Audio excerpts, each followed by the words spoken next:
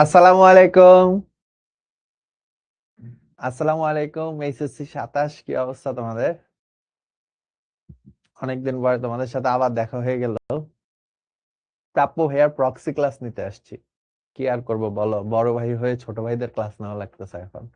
কারণ তোমাদের প্রাপ্য ভাইয়া হচ্ছে একটু ঘুরতে গেছে, মানে র্যাক ট্যুর চলতেছে ওর ডিএমসি থেকে। কি অবস্থা, কেমন আছো সবাই? আশা করি ভালোই আছো। হ্যাঁ, ওয়ালাইকুম আসসালাম। কেমন আছো সবাই?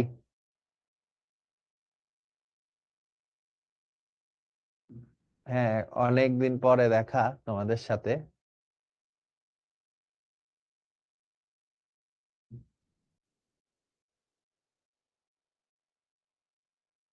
হ্যাঁ, আমিও আলহামদুলিল্লাহ ভালো আছি। কেমন চলতেছে আমাদের পড়াশোনা? হাফ ইয়ারলি হয়ে গেছে অনেক কলেজে। কেমন করলা রেজাল্ট? আর যাদের হয় নাই তাদের প্রিপারেশন কেমন একটু জানতে চাই, জাতি জানতে চায়। ভাইয়া বায়োলজি পড়ি, মনে থাকে না। সেম ভাইয়াস, বায়োলজি বারবার পড়তে হয় বুঝছো। ম্যাথ, ম্যাথ না সরি, ফিজিক্স কেমিস্ট্রি যদি তুমি 2বার পড়লে পারো, বায়োলজি ওইখানে তোমাকে 4বার পড়তে হবে। এটাই হচ্ছে নিয়ম। কেমন আছো সবাই?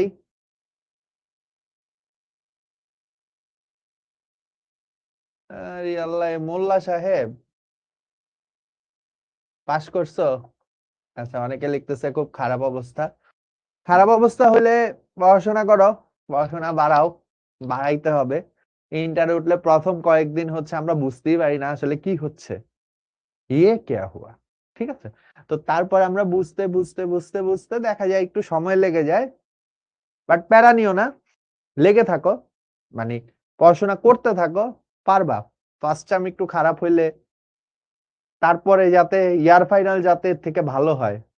হাফ ইয়ারলিতে যদি ফেল করো তাহলে ইয়ার ফাইনালে যাতে পাস হয় অ্যাটলিস্ট। হাফ ইয়ারলিতে যদি 40 পাও, ইয়ার ফাইনালে যাতে অ্যাটলিস্ট 60 পাও। হাফ ইয়ারলিতে যদি 50 পাও, ইয়ার ফাইনালে যাতে অ্যাটলিস্ট 70 পাও। ঠিক আছে, তো এই টার্গেট রাখো। অনেক তাড়াতাড়ি হচ্ছে চলে গেছে, হ্যাঁ 4-5 মাস চলে গেছে। 4 মাস, 4 মাসের বেশি হয়েছে। সমস্যা নাই, কারণ টেনশন নিও না। অনেকে মেসেজ দিয়ে থাকে যে ভাইয়া অনেক পড়া মিস হয়ে গেছে, কি করব। কোনো প্যারা নাই, ঠিক আছে, কোনো প্যারা নাই। আমারও মিস হয়েছিল, সবাইরই মিস হয়। জাস্ট নিজেকে ধরে রাখো, পড়তে থাকো। আগের পড়া কিছু পড়া লাগবে না, just go with the flow. And কলেজে যেই সিলেবাস আছে ওই সিলেবাসের সাথে মিলে হচ্ছে নিজের মতো করে পড়ে নাও, ঠিক আছে? তাহলেই হচ্ছে হবে। কোনো সমস্যা নেই, কলেজ লাইফে পড়েই কুল পাচ্ছি না, হ্যাঁ অনেক পড়া আমি জানি।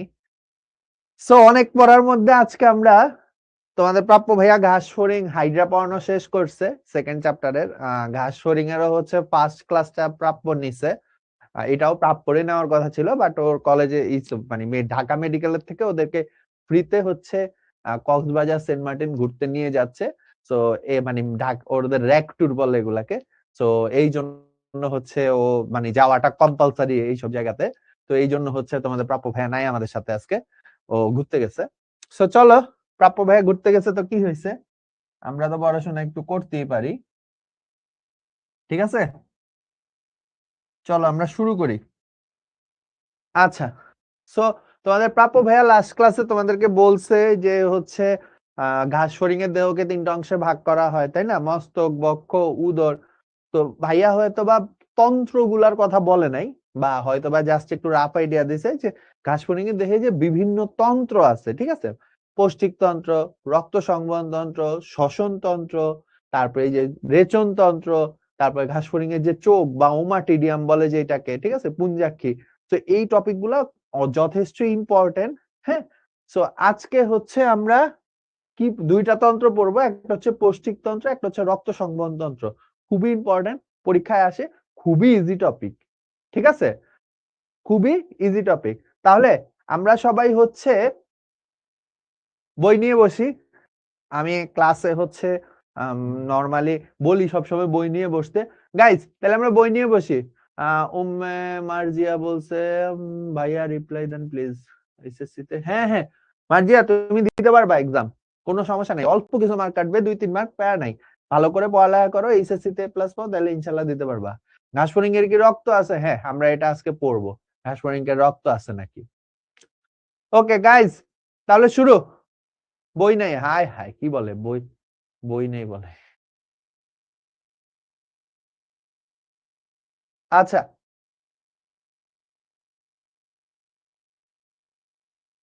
সবাই বই নিয়ে বসো, বই খাতা যার যা কিছু আছে তাই নিয়ে বসে পড়ো। নেত্রকোনা থেকে কি ঢাকা মেডিকেলে চান্স পাওয়া সম্ভব? মানুষজন রাঙামাটি খাগড়াছড়ি থেকে যদি চান্স পাইতে পারে, পঞ্চগড় থেকে যদি চান্স পাইতে পারে, তুমি নেত্রকোনা থেকে কেন পাবা না? সব জায়গা থেকেই চান্স পাওয়া সম্ভব। আচ্ছা, আসো, আমি কমেন্ট অফ করে দিচ্ছি, তোমরা একটু পড়াশোনায় মনোযোগ দাও, এরপর আবার কমেন্ট চালু করে দিব, তখন কোশ্চেন না লাগবে। হ্যাঁ, ওকে। আচ্ছা, সো চলো, আমি হচ্ছে, যারা আমাকে চিনো না, আমি হচ্ছে তোমাদের তৌহিদ ভাইয়া। পড়ালেখা করেছি হচ্ছে ঢাকা মেডিকেল কলেজ থেকে। আমি এইচএসসি 17 ব্যাচ, তোমরা এইচএসসি 27 ব্যাচ। আমার কলেজ ছিল হচ্ছে নর্ডাম কলেজ ঢাকাতে। আর আমার স্কুল ছিল ফার্মগেট সরকারি বিজ্ঞান স্কুল, ঠিক আছে। আমি জন্ম থেকেই ঢাকায়। সো আমি তোমাদের আগেও ক্লাস নিছি অনেকগুলা, হয়তোবা অনেকে হচ্ছে সেকেন্ড কোয়ার্টারে ভর্তি হইছো, বা অনেকে অনেক পরে ভর্তি হইছো, তাদের জন্য আমার এই ছোট্ট একটা পরিচয়। আমার আরেকটা পরিচয় আছে, আমি বলবো না, ঠিক আছে, আমার লজ্জা লাগে। আচ্ছা, আসো। সো প্রাপ্য ভাইয়া লাস্ট দিন একটু একটু একটু একটা টপিক বাদ ছিল, একটু একটা টপিক বাদ ছিল, সিলম। ওইটা আমরা আজকে পড়বো। ঘাস ফড়িং এর শ্বসনতন্ত্র আমরা আজকে পড়বো না। হ্যাঁ, আমরা আজকে মেইনলি ঘাস ফড়িং এর সিলম আর পৌষ্টিকতন্ত্র, মানে পৌষ্টিকতন্ত্র আর রক্ত সংবহনতন্ত্রটাই পড়বো, শ্বসনতন্ত্র আমরা পরে পড়বো। ওকে, আসো। ওকে, সো ফার্স্টে আমি তোমাদের কমেন্ট অন থাকলে জিজ্ঞেস করতে পারতাম যে সিলম কি। আমি জানি যে তোমরা জানো সিলম কি। সিলম, সিল অর্থ গহ্বর, তাই না? কোন জায়গা থেকে এই গহ্বরটা তৈরি হয়? সিলম, সিলম হচ্ছে যে খালি জায়গা আমাদের পেটের ভিতরে, বেসিক্যালি যে খালি জায়গা থাকে ওইটাই হচ্ছে কি সিলম। সিল অর্থ গহ্বর। এখন সিলম কোথা থেকে তৈরি হয়? মেসোডার্ম থেকে। সিলম কোথা থেকে তৈরি হয়? মেসোডার্ম থেকে, তাই না? সব ধরনের প্রাণীরই কি সিলম থাকে? না, সবার সিলম থাকে না। কাদের থেকে সিলম শুরু হয়? মলাস্কা থেকে। মলাস্কা থেকে করডাটা পর্যন্ত সবারই হচ্ছে সিলম থাকে, তাই না? আমরা এটা ফার্স্ট চ্যাপ্টারে পড়ছিলাম, একবারে প্রাণী বিভিন্নতা ও শ্রেণীবিন্যাস আমিই পড়াইছিলাম। কি সিলম তিন ধরনের ছিল, মনে আছে না? অ্যাসিলোমেট, সিউডোসিলোমেট, আর এটা কি ইউসিলোমেট। অ্যাসিলোমেট যাদের সিলম ছিল না, যেমন পরিপেরা, নিডারিয়া, প্লাটিহেলমিনথেস। সিউডোসিলোমেট কি? যাদের সিলোমের মতো কিছু ছিল বাট এক্সাক্ট সিলম ছিল না। উদাহরণ কি? তার হচ্ছে নেমাটোডা। তারপরে ছিল হচ্ছে ইউসিলোমেট, যাদের হচ্ছে প্রকৃত সিলম ছিল। কারা? মলাস্কা থেকে শুরু করে একেবারে শেষ পর্যন্ত। সো ঘাস ফড়িং কোন পর্বের প্রাণী? আমি জানি তোমরা জানো। ঘাস ফড়িং কোন পর্বের প্রাণী? আর্থ্রোপোডা পর্বের প্রাণী, তাই না?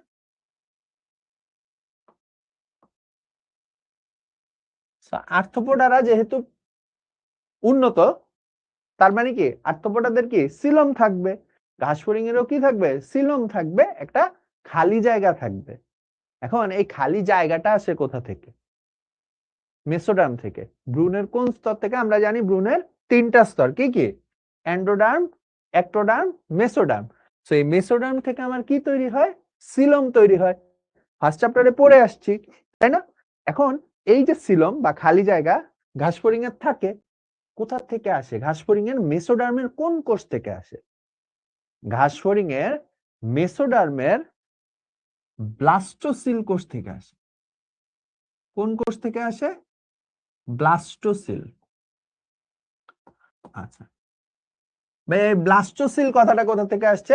সিল মানি তো বললামই, এই যে গহ্বর লেখা আছে।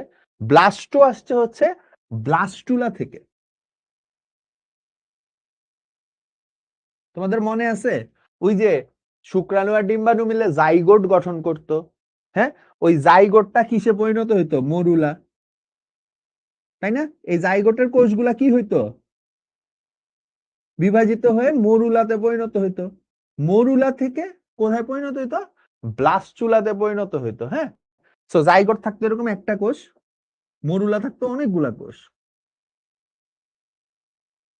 হ্যাঁ, মরুলায় থাকতো অনেকগুলা কোষ, আর ব্লাস্টুলায় তার থেকেও বেশি কোষ থাকতো, মানে কোষগুলা কি হইতো? বিভাজিত হইতে থাকতো, অনেক কোষ থাকতো। আমি আর কোষগুলা আঁকলাম না।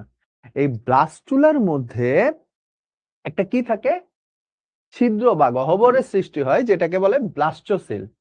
এই ব্লাস্টোসিলই হচ্ছে ঘাসফড়িং এর সিলম। এখন ঘাসফড়িং এর দেহে আমরা সরাসরি সিলম দেখতে পাই না। ঘাসফড়িং এর দেহে আমরা কি দেখতে পাই না? সরাসরি সিলম দেখতে পাই না।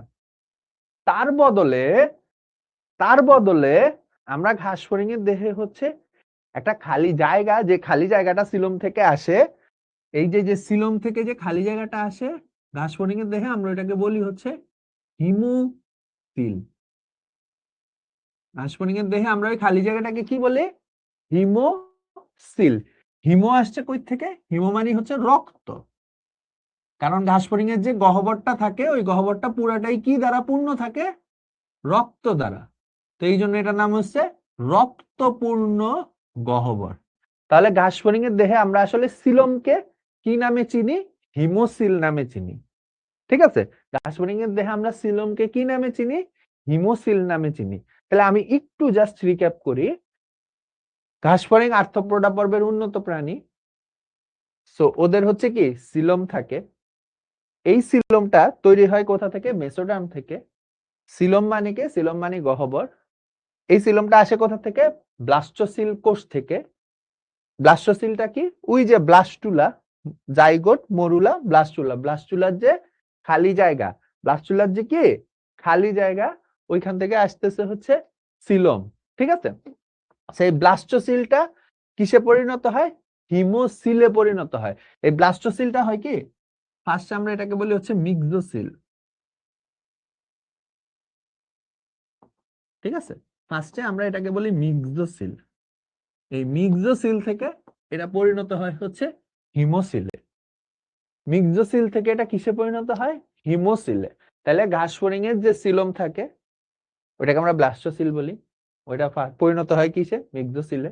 মিক্সোসিল থেকে পরিপূর্ণ সিলটাকে, সিলমটাকে আমরা কি বলি? পরিপূর্ণ প্রাণীতে যেটা দেখি সেটাকে আমরা কি বলি? হিমোসিল। পরিপূর্ণ প্রাণীতে আমরা যেটাকে দেখি ওটাকে আমরা কি বলি? হিমোসিল। পরিপূর্ণ প্রাণীতে ভেড়া যেটাকে দেখি ওটাকে কি বলে? হিমোসিল। খুবই ইজি টপিক, এটা আসে না, জাস্ট জানানোর দরকার, এই জন্য জানাই রাখলাম। তো আমি তোমাদের জন্য ভাইয়া, তোমাদের জন্য হচ্ছে ছবিও নিয়ে আসছি। Let's go. এই ঘাসফড়িং এর হিমোসিলটা দেখবো আমরা, হ্যাঁ, বা সিল যে গহ্বরটা আছে ওটা দেখবো। মাশাআল্লাহ, why our net this fast? Your connection was interrupted. No internet. সেরা, ये क्या हुआ?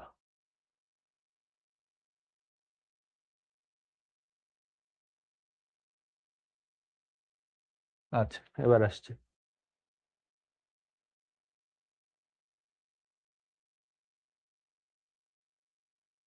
আচ্ছা, এটা হচ্ছে লোড হইতে হইতে আমরা পরেরটা দেখি। হ্যাঁ, আচ্ছা, সো আমরা এবার পড়বো হচ্ছে ঘাসফড়িং এর পৌষ্টিক তন্ত্র। তো ওই যে ঘাসফড়িং এর দেহের ভিতরে যে গহ্বর, গহ্বরের ভিতরে ওদের সব পৌষ্টিক তন্ত্র, রেচন তন্ত্র, রক্ত সংবহন তন্ত্র, শ্বসন তন্ত্র সবাই থাকতেছে। হ্যাঁ, তো এর মধ্যে হচ্ছে ঘাসফড়িং এর পৌষ্টিক তন্ত্র আমরা ফার্স্টে পড়বো। তো পৌষ্টিক তন্ত্র কি? যেটাকে আমরা বাংলায় চিনি হচ্ছে কি নামে? পরিপাক তন্ত্র নামে, তাই না? পরিপাক তন্ত্র। পরিপাক তন্ত্রের কাজ কি? পরিপাক তন্ত্রের কাজ হচ্ছে জটিল খাবারকে সরল খাবারে পরিণত করা। কি? জটিল খাবারকে সরল খাবারে পরিণত করা, তাই না? জটিল খাবারকে সরল খাবার বলতে ভাই আপনি কি বুঝেছেন? যেমন জটিল খাবারকে সরল খাবার মানে কি? ধরো আমরা যে কার্বোহাইড্রেট খাই, এটা একটা জটিল খাবার। এটাকে সরল খাবারে পরিণত করতে হলে কি করতে হবে? গ্লুকোজে পরিণত করতে হবে। গ্লুকোজ একটা সরল খাবার। কি একটা সরল খাবার? গ্লুকোজ একটা সরল খাবার। আর যে কার্বোহাইড্রেট খাই, কার্বোহাইড্রেট কিসে পরিণত করতে হবে? গ্লুকোজে পরিণত করতে হবে। গ্লুকোজ একটা কি? সরল খাবার। গ্লুকোজ একটা কি ধরনের খাবার? সরল খাবার। সো এই যে যে জটিল খাবারকে সরল খাবারে পরিণত করার যে প্রক্রিয়া, তাকে বলে হচ্ছে পরিপাক। আর যে এই কাজটা করে তাকে আমরা বলি পরিপাক তন্ত্র, তাই না? তন্ত্র মানে কি? অনেকগুলা অঙ্গ দ্বারা গঠিত, একাধিক অঙ্গের সমন্বয়ে গঠিত।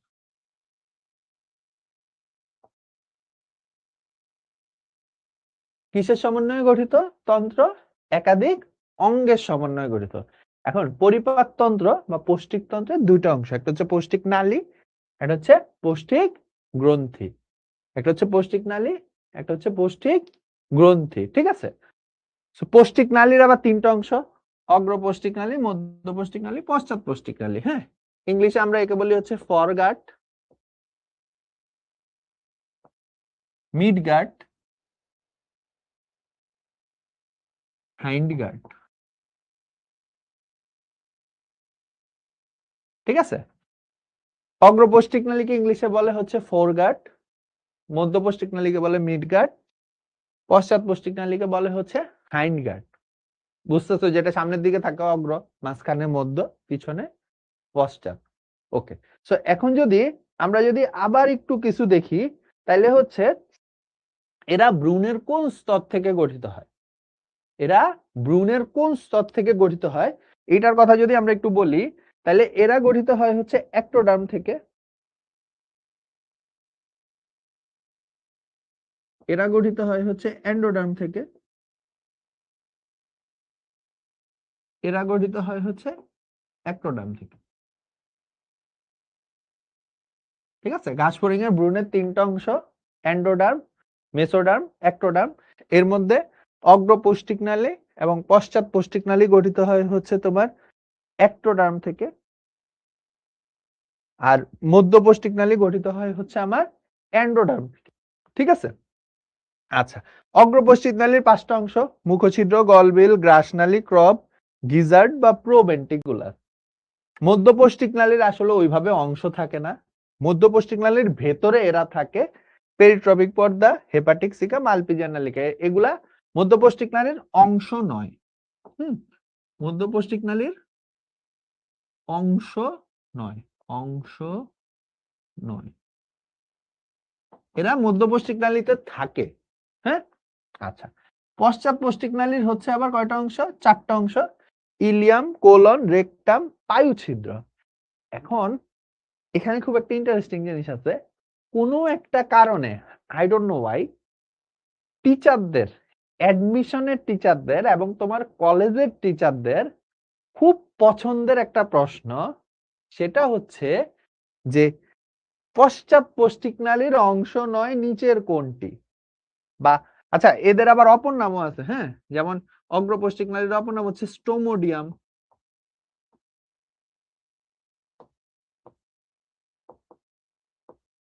পশ্চাৎ পৌষ্টিক নালীর অপর নাম হচ্ছে তোমার প্রোক্টোডিয়াম,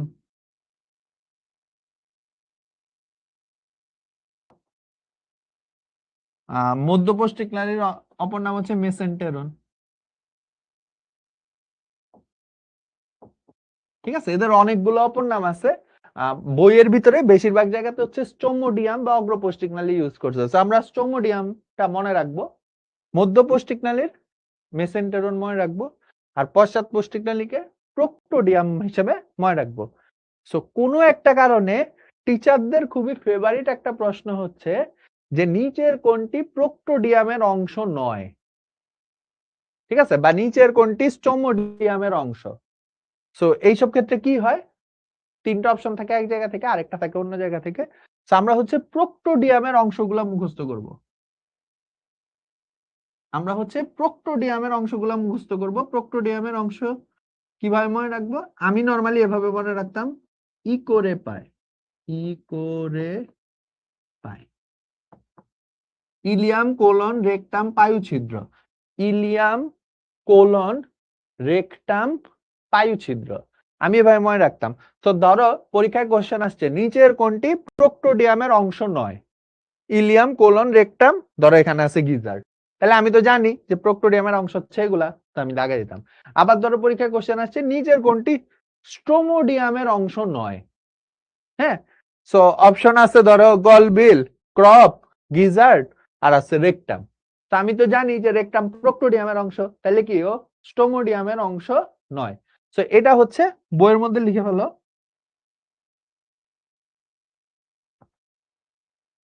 যে ইকোরে পায়, এটা একটা ছোট্ট নেমোনিক। হ্যাঁ, ছোট্ট ছোট্ট কিউট কিউট নেমোনিক। আমাদের অনেক কিছুই নেমোনিক দিয়ে মনে রাখতে হয়। আমরা যখন কলেজে প্রথম উঠছিলাম, উঠছি এখন ইন্টারে, এখন কি কোনো নেমোনিক নাই, এবার হচ্ছে পড়ে সব হচ্ছে ফাটায় ফেলাবো। হ্যাঁ, এখন 4 মাস যাওয়ার পরে বুঝতে পারতেছি যে আমরা নিজেরাই ফেটে গেছি, তাই না? 4 মাস যাওয়ার পরে এখন বুঝতে পারছি না আমরা নিজেরাই ফেটে গেছি। হয় হয়, সবকে সাথ হতা হ্যায়, সবার সাথে হয়, আমার সাথেও হয়েছিল, সবার সাথেই হয়। ঠিক আছে, প্যারা নিও না। জাস্ট ওই যে আমি যখন এনডিসি তে ছিলাম একটা কথা খুব ফেমাস ছিল ওইখানে, যে কলেজ হচ্ছে তোমাকে অনেক বাস দিবে। ঠিক আছে, কলেজ হচ্ছে তোমার অনেক কি দিবে, অনেক বাস দিবে। হ্যাঁ, এখন ওই বাসটাকে তুমি কি ওই বাস দিয়ে হচ্ছে নিজেকে বাড়ি মারবা, মানে নিজেকে মেরে হচ্ছে কষ্ট পাবা, নাকি ওই বাসকে কেটে কেটে মই বানায় হচ্ছে উপরের দিকে উঠবে, এটা হচ্ছে তোমার ডিসিশন। কলেজ তোমাকে অনেক বাস দিবে, কিন্তু ওই বাসগুলাকে কি তুমি হচ্ছে নিজেকে আঘাত করবা বাসগুলাকে দিয়ে, নাকি বাসগুলাকে কেটে কেটে হচ্ছে মই বানায় উপরের দিকে উঠবা, এটা হচ্ছে তোমার ডিসিশন। তো তোমাদের জীবনের সাথে এই কথাটা যায়। আমি আমার লাইফে যখনই ধরা খাইছি, মানে আমার কলেজের রেজাল্ট খুবই খারাপ ছিল, আমি হাফ ইয়ারলিতে ম্যাথে পাইছিলাম হচ্ছে 100তে 37, 33 পেয়ে পাস, আমি 37 পাইছিলাম। খুবই আমার কলেজে হচ্ছে তোমাদের তো একটা বা দুইটা মিড টার্ম হয়, আমার কলেজে 4টা হচ্ছে কুইজ পরীক্ষা হইতো মিড টার্মের মতোই। তা আমার আমি 100তে কলেজে কুইজে পাইতাম 25, ম্যাথে 25, 50, 0, আরেকটাতে 75। তা আমার রেজাল্ট খুবই খারাপ ছিল। হ্যাঁ, পুরা 2000 স্টুডেন্টের মধ্যে আমার পজিশন ছিল 953তম। মানে খুবই খারাপ, খুবই খারাপ। ঠিক আছে, সো ওইখান থেকেও আমি নিজেকে ধরে রাখছি, আমি ডিমোটিভেট হইনি। তো তোমরাও ডিমোটিভেট হও না, কোনো প্যারা নাই, পারবা। আমি যদি ওইখান থেকে ডিএমসি তে পড়তে পারি, আমি যদি ওইখান থেকে পুরা বাংলাদেশে মেডিকেল ভর্তি পরীক্ষায় অষ্টম হইতে পারি, তোমরাও পারবা। তোমরা অষ্টম কেন, তোমরা ফার্স্ট হবা। Just gather yourself. ঠিক আছে, স্ক্যাটার্ড হয়ে থাকো না, জাস্ট নিজেকে গ্যাদার করো, ডিমোটিভেট হও না, মোটিভেশন ধরে রাখো, ইনশাল্লাহ পারবা। যে যেভাবে মোটিভেশন ধরে রাখতে পারো রাখো। ওকে, সো তাহলে দেখো আমরা প্রক্টোডিয়ামের অংশগুলো কিভাবে মনে রাখবো। ইলিয়াম, কোলন, রেকটাম, পায়ুছিদ্র। ইকোরে পায়, ইকোরে পায়। ঠিক আছে, আচ্ছা এইবার আমি লাস্ট যদি আরেকটা ইনফরমেশন এখানে দিয়ে দেই, সেটা হচ্ছে এদের আবরণ। ঠিক আছে, এদের আবরণ যেমন অগ্রপৌষ্টিকনালী বা স্টোমোডিয়ামের আবরণ হচ্ছে কি দ্বারা গঠিত, কাইটিন। এদের আবরণ, এরা কি দ্বারা আবৃত, কাইটিন দ্বারা আবৃত। মধ্যপৌষ্টিকনালী আবৃত হচ্ছে পেরিট্রপিক পর্দা দ্বারা। মেসেন্টেরন কি দ্বারা আবৃত, পেরিট্রপিক পর্দা দ্বারা আবৃত। হ্যাঁ, আর পশ্চাৎ পৌষ্টিকনালী আবৃত হচ্ছে কিউটিকল দ্বারা।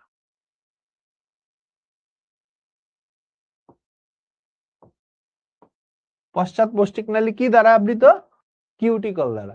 ঠিক আছে, আচ্ছা তোমরা এখন মাথায় আসতে পারে যে ভাই আপনি এখানেই সব পড়ায় ফেলতেছেন কেন? কারণ আমাদের ভিতরে খুবই মিনিমালিস্ট জিনিসপত্র পড়া লাগবে, মানে আমাদের ভিতরে বেশিরভাগ জিনিসই পড়া লাগবে না, আমি পড়াই দিব, বাট মানে তোমাদের মনে রাখতে পারলেও হইলো, না রাখতে পারলেও প্যারা নাই। কিন্তু এইখানে আমি যেগুলা লিখে দিচ্ছি এইগুলা হচ্ছে মনে রাখতে হবে। এখানে আমি যা লিখে দিচ্ছি এগুলা হচ্ছে মনে রাখতে হবে। আচ্ছা এখন অনেকের মাথায় আসতে পারে যে ভাইয়া নামাজ, মাগরিবের নামাজের বিরতি কখন দিবেন? আচ্ছা আমি একটু বলে দেই কয়টা বাজে। 5:25 বাজে, আমরা 5:30-এ ব্রেক দিব, 30 থেকে না 35-এ ব্রেক দিব, আমি আরেকটু পরে নিই। হ্যাঁ, 35-এ ব্রেক দিব, 35 থেকে 50 পর্যন্ত 15 মিনিটের ব্রেক দিব। ঠিক আছে, তো যাদের মাথায় চিন্তা ছিল থাকে না, 10 মিনিট পরে নিই। সো এই হচ্ছে বেসিক্যালি আমার পৌষ্টিক নালীর অংশ। হ্যাঁ, আমি প্রত্যেকটা আবার দেখাই দিচ্ছি। আর ওদের পৌষ্টিক গ্রন্থি আছে 3টা, লালা গ্রন্থি, মেসেন্টেরনের অন্ত আবরণ এবং হেপাটিক শিকা বা গ্যাস্ট্রিক শিকা। লালা গ্রন্থি হচ্ছে প্রধান, এগুলাও নিয়েও আমরা একটু পরে আলোচনা করতেছি। হ্যাঁ, তো আসো আমরা এবার একটু ভেতরের দিকে যাই। অগ্রপৌষ্টিক নালী বা স্টোমোডিয়াম আমরা যেটাকে বলি, স্টোমোডিয়াম। হ্যাঁ, সো স্টোমোডিয়ামের হচ্ছে তোমার 5টা অংশ: মুখছিদ্র, গলবিল, গ্রাসনালী, ক্রপ, গিজার্ড। সো এখানে মনে রাখতে পারো মুখ গ্রাস করবে গিজার্ড, মুখ গ্রাস করবে গিজার্ড, মু দিয়ে মুখছিদ্র, গ দিয়ে গলবিল, গ্রাস দিয়ে গ্রাসনালী, করবে দিয়ে ক্রপ, গিজার্ড দিয়ে গিজার্ড। ওকে, সো মুখছিদ্রে একটা গহ্বর থাকে যেটা নাম হচ্ছে সিবেরিয়াম। ঠিক আছে, ঘাস ফড়িং এর মুখগহ্বরের আগে আরেকটা গহ্বর থাকে, এই যে আমাদের দাঁতের সামনে একটা খালি জায়গা আছে না, এই জায়গা কি আমাদের কোনো কাজে আসে? এই যে দাঁতের সামনে, করো দেখবে দাঁতের সামনে এটা কি, ওদের দেহ এরকম একটা থাকে, এটাকে বলা হচ্ছে সিবেরিয়াম। এই তো আমার ছবিটা আসছে নাকি? হ্যাঁ, এই তো চলে আসছে ব্রো, চলে আসছে আমার ছবি। গাইজ, ধরো একটা ঘাস ফড়িং। হ্যাঁ, এই ঘাস ফড়িংটাকে, এই যে একটা ঘাস ফড়িং, হ্যাঁ, এই ঘাস ফড়িংটাকে আমি যদি এই মাঝখান বরাবর কাটি, এই বরাবর, ঠিক আছে, তাইলে আমি কেমন দেখতে পাবো? এই যে এই যে একটু আগে হিমোসিলের কথা বলতেছিলাম না, এই হচ্ছে ঘাস ফড়িং এর ভেতরের হিমোসিল। হ্যাঁ, এই যে আমি যদি একটু উপরের থেকে দেখাই, হুম, এই যে যে উপরে যে নীল গুলা দেখতেছো না, এগুলা হচ্ছে শ্বাসরন্ধ্রে ট্রাকিয়া। হ্যাঁ, এগুলো আমরা পরে পড়বো, আজকের ক্লাসে না। এই যে দেখো তো, একটু বড় করে দেই, এই যে এই যে দেখি, দেখো দেখো দেখো, এই দেখো, এই যে আমি অনেক, এটা দেখতেছো না? না, লাল কালি দিয়ে দেখতেছো না, কি কালি দিয়ে দিলে দেখবা, এটা দিয়ে দিলে দেখবা। এই যে দেখো তো, এই যে ভেতরের অংশটা না, এইটাই হচ্ছে পরিপাক নালী। এটাই হচ্ছে কি, ঘাস ফড়িং এর পরিপাক নালী। ঠিক আছে, এই যে এটা দেখতেছো না?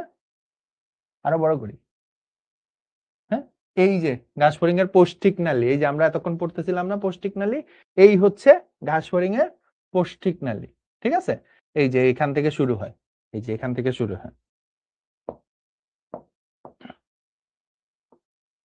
এই যে এখান থেকে শুরু হয়, বুঝছো? এটা হচ্ছে এই যে সিবেরিয়াম বললাম না, এটাই হচ্ছে সেই সিবেরিয়াম। এরপরে এখান থেকে যেতে যেতে যেতে যেতে এটা হচ্ছে গিজার্ড, এটা হচ্ছে কি, গিজার্ড। এরপরে এটা হচ্ছে মেসেন্টেরন। মানে এই অংশটা হচ্ছে আমার কিসের অংশ? স্টোমোডিয়ামের অংশ, স্টোমোডিয়াম।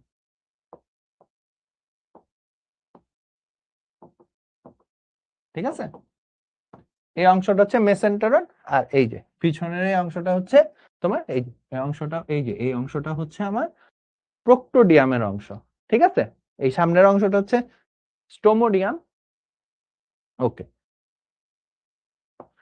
সো এই যে দেখো মুখছিদ্র, এরপরে থাকে হচ্ছে গলবিল। গলবিল হচ্ছে খাবারকে গ্রাসনালী পর্যন্ত পাঠায়। তারপরে থাকে হচ্ছে গ্রাসনালী। গ্রাসনালী হচ্ছে ওদেরকে খাদ্য পরিবহনে সাহায্য করে। গ্রাসনালী হচ্ছে কি করে? খাদ্য পরিবহনে সাহায্য করে। এই গ্রাসনালীর মধ্যে একটা হচ্ছে উভমুখী দরজা বা স্ফিংটার থাকে, স্ফিংটার থাকে, যেটা একটা উভমুখী দরজা।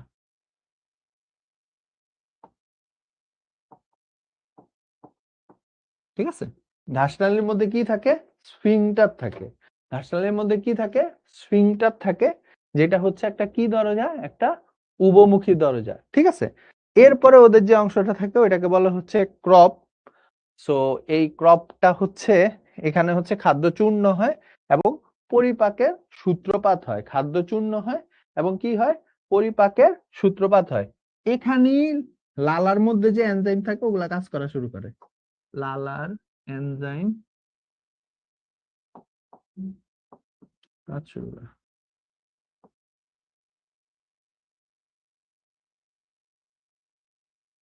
ঠিক আছে, আচ্ছা, এরপরে লাস্টে থাকে হচ্ছে গিজার্ড। গিজার্ড হচ্ছে অনেকটা আমাদের পাকস্থলীর মতো। আমরা যখন পরিপাকতন্ত্র পড়বো, মানে আমাদের পরিপাকতন্ত্র নেক্সট চ্যাপ্টারে, 3 নম্বর চ্যাপ্টারে, তখন আমরা দেখব যে আমাদের পাকস্থলীর সাথে এদের অনেক মিল আছে। এখানে হচ্ছে কাইটিনময় 6টা দাঁত থাকে, যারা খাদ্যকে চূর্ণ করে। এটা কি করে? খাদ্যকে চূর্ণ করে।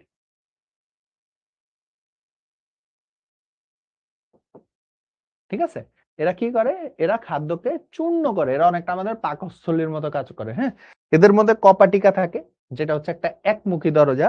কপাটিকা কি, কপাটিকা হচ্ছে একমুখী দরজা। কপাটিকা কি, কপাটিকা হচ্ছে একমুখী দরজা। তো ঘাস ফড়িং এর স্টোমোডিয়াম কিসের অংশ, স্টোমোডিয়ামের এই 5টা অংশ। এখান থেকে কিভাবে প্রশ্ন আসে, যে ধরো ঘাস ফড়িং এর খাদ্য কোথায় জমা থাকে, ক্রপে। ঘাস ফড়িং এর খাদ্য প্রথম কোথায় জমা থাকে, ক্রপে। তারপরে হচ্ছে এই যে গিজার্ড হচ্ছে যে ঘাস ফড়িং এর 6টা দাঁত থাকে কোথায়, গিজার্ডে। এই যে গিজার্ডে কয়টা দাঁত থাকে, ঘাস ফড়িং এর খাদ্যকে কে চূর্ণ করে, গিজার্ড। ঠিক আছে, তো এখান থেকে এই টাইপের প্রশ্ন আসে। তো ওই যে আমি যে তোমাদের ছবি দেখাইছিলাম না, এই এই এই এটাই হচ্ছে গিজার্ড। ঠিক আছে, এই জিনিসটাই হচ্ছে গিজার্ড। ঠিক আছে, এই জিনিসটাই হচ্ছে কি, গিজার্ড। আচ্ছা, তারপরে হচ্ছে কি, তারপরে হচ্ছে তোমার ঘাস ফড়িং এর মধ্যপৌষ্টিক নালী। তো মধ্যপৌষ্টিক নালীর ওই যে আমি এত আগে বললাম যে আবরণ হিসেবে থাকে ওই যে পেরিট্রপিক ঝিল্লি। মধ্যপৌষ্টিক নালীটা খুবই ইম্পর্টেন্ট, কারণ মধ্যপৌষ্টিক নালীর মধ্যে হচ্ছে ওদের সবচেয়ে ইম্পর্টেন্ট যে লালা গ্রন্থিটা, সরি, যে পৌষ্টিক পরিপাক গ্রন্থিটা ওইটা থাকে, যার নাম হচ্ছে হেপাটিক সিকা বা গ্যাস্ট্রিক সিকা। কয়টা থাকে, 6 জোড়া বা 12টা। এটা খুবই ইম্পর্টেন্ট, পরীক্ষা আসে। এটা খুবই ইম্পর্টেন্ট, পরীক্ষা আসে। ঠিক আছে, হেপাটিক সিকা বা গ্যাস্ট্রিক সিকা থাকে কয়টা, 6 জোড়া বা 12টা। হেপাটিক সিকা বা গ্যাস্ট্রিক সিকা থাকে কয়টা, 6 জোড়া বা 12টা। তাহলে এরা কোথায় থাকে, মধ্যপৌষ্টিক নালীতে থাকে। এরা কোথায় থাকে, মধ্যপৌষ্টিক নালীতে থাকে। ঠিক আছে, তাহলে ঘাস ফড়িং এর মধ্যপৌষ্টিক নালীর বাইরে কি থাকে, পেরিট্রপিক ঝিল্লি, এদের মধ্যে ভিলাই থাকে। আচ্ছা, এটা আমাদের কিসের মতো, আমাদের ক্ষুদ্রান্তের মতো কাজ করে, বুঝছো। এখানেই হচ্ছে মেইনলি খাবার পরিপাক হয়, এখানেই হচ্ছে মেইনলি কি হয়, খাবার পরিপাক হয়। ঠিক আছে, এখানে কি থাকে, হেপাটিক সিকা থাকে, এখানে হচ্ছে ওই যে মালপিজিয়ান নালিকা থাকে, যেটার মাধ্যমে রেচন করে। ঠিক আছে, এটার ভিতরে থাকে না, বাহিরের দিকে থাকে। এই যে আমি যে ছবি দেখেছিলাম না, এই যে, এই এই যে, এই যে দেখতেছো না ছোট ছোট সুতার মতো, এগুলাই হচ্ছে মালপিজিয়ান নালিকা। আর এই পুরাটা হচ্ছে আমার মেসেন্টেরন। পুরাটা হচ্ছে কি আমার মেসেন্টেরন। এই পুরাটা মধ্যপৌষ্টিক নালীর অপর নাম হচ্ছে মেসেন্টেরন। মধ্যপৌষ্টিক নালীর অপর নাম হচ্ছে কি, মেসেন্টেরন। ঠিক আছে, আচ্ছা, তো এইখানের কাজ কি, এখানেই খাদ্য মেইনলি পরিপাক হয়। কিভাবে পরিপাক হয় আমরা একটু পরে দেখতেছি। হ্যাঁ, আচ্ছা, তারপরে আসে হচ্ছে ঘাস ফড়িং এর পশ্চাৎ পৌষ্টিক নালী। মনে রাখতে বলছিলাম ইকোরেপাই দিয়ে, ইলিয়াম, কোলন, রেকটাম, পায়োছিদ্র। ইলিয়াম, কোলন, রেকটাম, পায়োছিদ্র। এরা কি করে, এরা মেইনলি হচ্ছে যে খাদ্যসার গুলা থাকে, মানে খাবার পরিপাক হয়ে যে রক্তে চলে যাওয়ার পরে যে এক্সেস অংশগুলা থাকে ওগুলাকে জমা রাখে, অতিরিক্ত পানি এগুলাকে হচ্ছে জমা রাখে। ঠিক আছে, জাস্ট এখানে নামগুলা মনে রাখতে পারলেই হবে, আকার মনে রাখা লাগবে না, ইম্পর্টেন্ট না। ইলিয়াম, কোলন, রেকটাম, বায়ুছিদ্র। তো এই হচ্ছে বেসিক্যালি আমাদের পশ্চাৎ পৌষ্টিক নালীর অংশ বা প্রোক্টোডিয়ামের অংশ। তাহলে ঘাস ফড়িং এর আমি নামাজে ব্রেক দিচ্ছি এখন। 3টা অংশ, স্টোমোডিয়াম, মেসেন্টেরন, প্রোক্টোডিয়াম। স্টোমোডিয়াম, মেসেন্টেরন, প্রোক্টোডিয়াম, এই 3টা অংশ। সো 3টারই প্রত্যেকটা অংশের কথা আমরা বলছি, আমি লাস্টে আরো একবার রিক্যাপ দিব, কোনো সমস্যা নাই। যেটা করবা এখন, নামাজ পড়ো, নামাজ পড়ে আসো, পড়ে জাস্ট হচ্ছে যেখানে সমস্যা আছে আমি এসে আগে প্রশ্ন নিব। হ্যাঁ, যে ভাই আমি এই অংশটা বুঝি নাই বইয়ের, বা আপনি যে বলছেন এই অংশটা বুঝি নাই, লিখে রাখো, আমি এসে হচ্ছে প্রশ্ন নিতেছি। হ্যাঁ, তো 35 যেহেতু বাজে, নামাজের সময় হয়ে গেছে। আচ্ছা, তাহলে নামাজের বিরতি। হ্যাঁ, এরপরে এসে প্রশ্ন নিচ্ছি।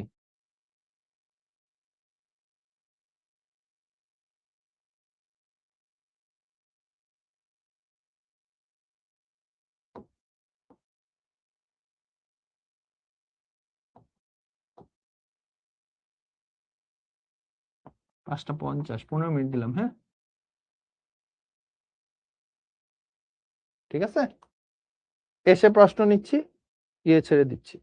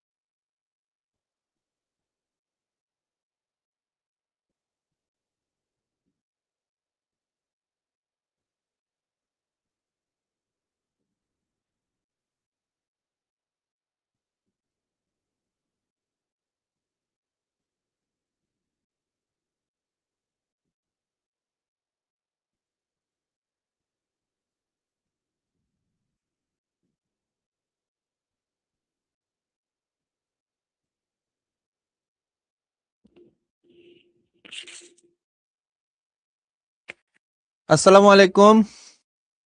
আচ্ছা, আমি কমেন্ট অন করে দিচ্ছি, বলো পড়ালেখা রিলেটেড কার কি প্রশ্ন আছে?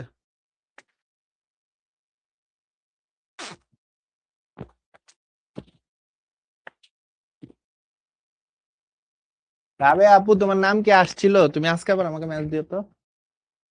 এই পড়ালেখা নিয়ে কি প্রশ্ন, এটা বল। ওদেরকে কোশ্চেন করতে দিল, তোরা খালি আজেরা প্রশ্ন করো।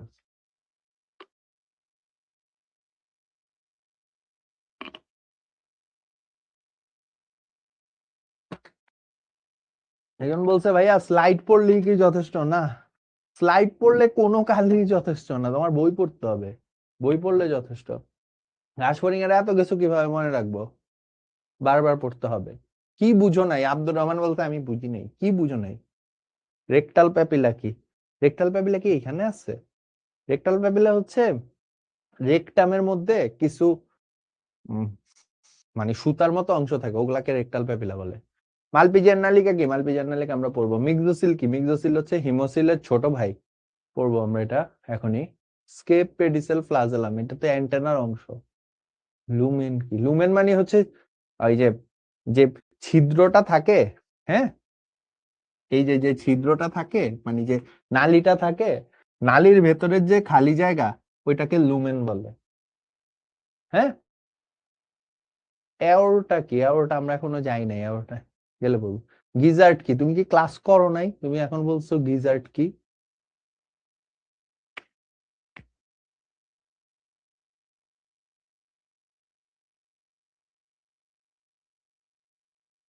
আচ্ছা, তোমাদেরকে যেগুলা বারবার বলা হয়েছে তোমরা মানে ওই কথাই বলতেছো, আমি এই হিসাবটা বুঝতেছি না।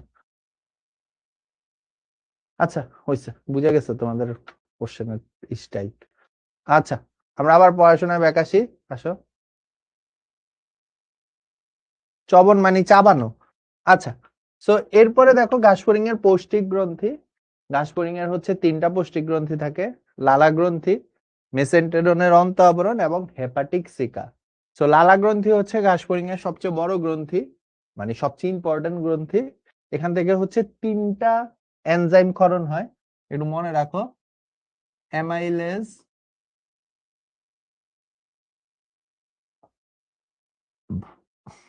কাইটিনেজ,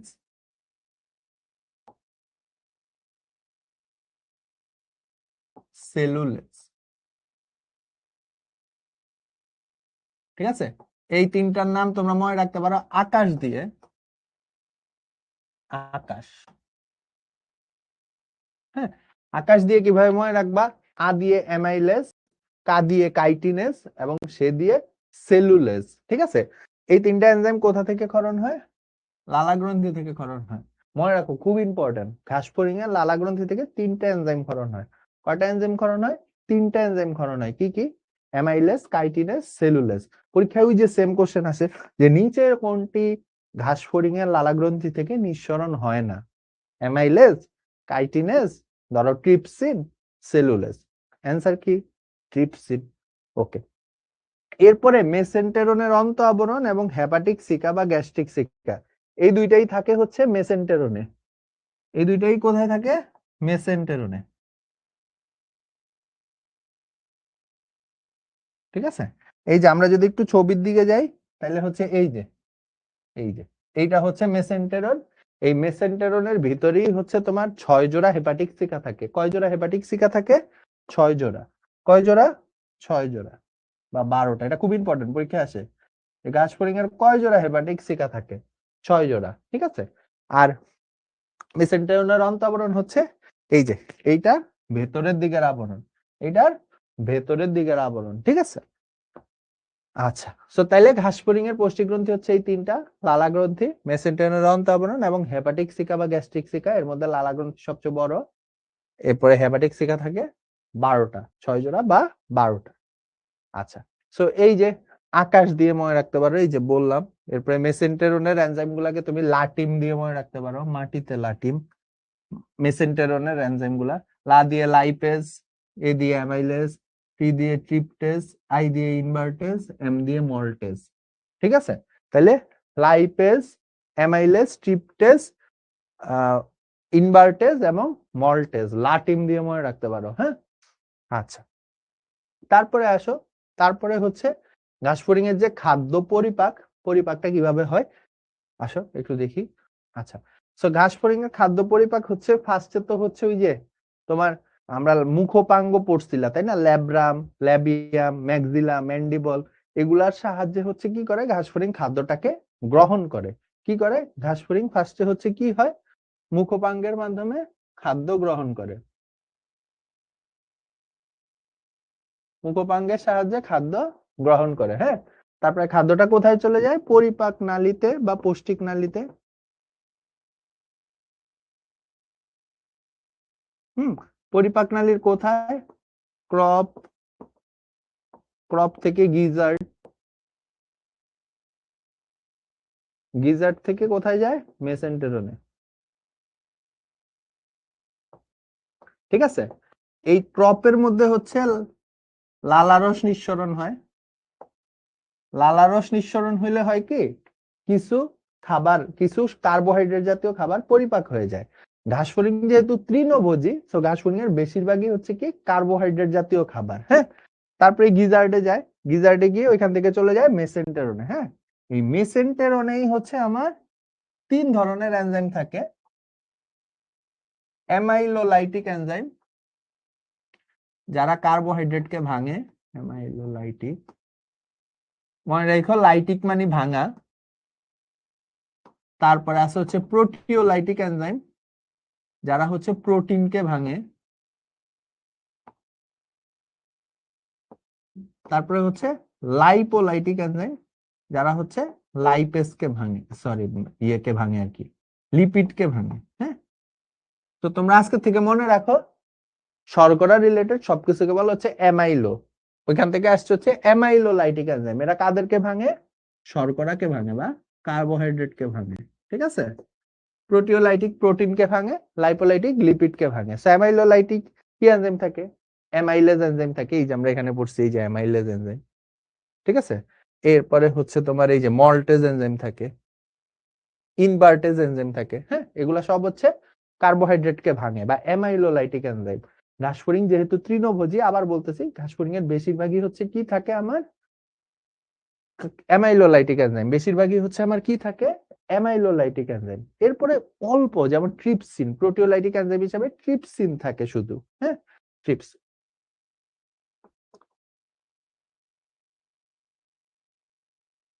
তারপরে হচ্ছে লাইপোলাইটিক এনজাইম হিসেবে, লাইপোলাইটিক এনজাইম একটাই আছে পুরো দুনিয়াতে, সব জায়গাতে যেটা থাকে সেটা হচ্ছে লাইপেজ। তো ঘাসফড়িং এও লাইপেজ থাকে। ঠিক আছে, সো এরপরে হচ্ছে যে অংশটা পরিপাক হয়, পরিপাক হয়ে হচ্ছে তোমার মেসেন্টেরন থেকে রক্তে চলে যায়, আর বাকিটা হচ্ছে দেহ থেকে বের হয়ে যায়। ঠিক আছে, আচ্ছা আসো, সো এই হচ্ছে বেসিক্যালি ঘাসফড়িং এর খাদ্য পরিপাক। এই হচ্ছে বেসিক্যালি ঘাসফড়িং এর খাদ্য পরিপাক। বইয়ের মধ্যে অনেক কিছু আছে, একবার রিডিং দিয়ে নিও, যা পড়াইছি ওইটাই মেইন, অতটুকু পরীক্ষার খাতায় লিখতে পারলেই না।